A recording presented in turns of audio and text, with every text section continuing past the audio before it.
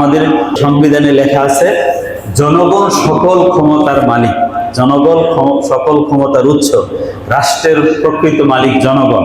আপনি আমি আমার মালিকানা কোথাও প্রকাশ করতে পারছি?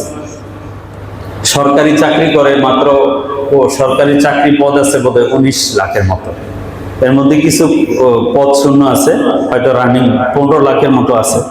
এই 15 লাখ মানুষের জন্য সরকারের সকল আয়োজন সুযোগ সুবিধা ব্যুরোক্রেসি তাদের সিস্টেম করে তাদের বেতন পদন বরাবর বাড়ায় নেয়। সরকারি চাকরিজীবীরা রাগ করেন না, এটা আমরা আমাদের বোঝানোর জন্য বলতেছি। এই যে আবার পে স্কেল দিল, বেতন প্রায় ডবল হয়ে গেছে।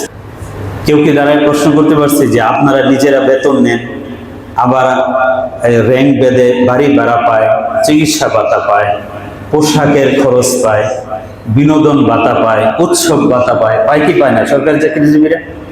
এত কিছু পান। আবার চাকরি শেষ হলে এককালীন বড় একটা টাকা, এরপরে আজীবন আপনাদের পেনশন। তিনি মরে গেলে তার ওয়াইফ পাইবেন, স্ত্রী পায়, স্ত্রী পায় না? স্ত্রী পায় আজীবন। স্ত্রী মারা গেলে আবার কোনো প্রতিবন্ধী সন্তান থাকলে সেই সন্তানও পায়। এত ভাবে এত কিছু পান। এই যে আপনার পে স্কেল ঘোষণার পরে, বাজেট ঘোষণার পরে সবকিছুর দাম যে বেড়ে গেল, 100 টাকার নিচে তরকারি খুঁজে পাওয়া যায় না। আমাদের এই 18 কোটি মানুষের জন্য আপনি কি ব্যবস্থা করলেন? এক একজন মন্ত্রী 18 লিটার তেল পায় দৈনিক, এমপিরা 18 লিটার তেল পায়।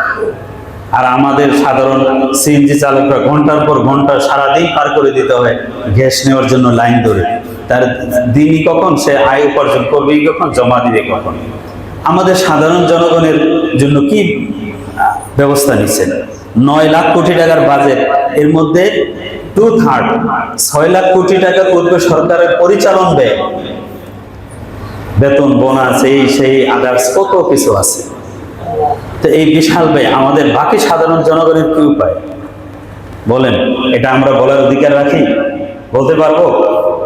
বলতে পারবো। সেই জবাবদিহিতা নাই। ইসলামী খেলাফতের যুগে সেই জবাবদিহিতা ছিল।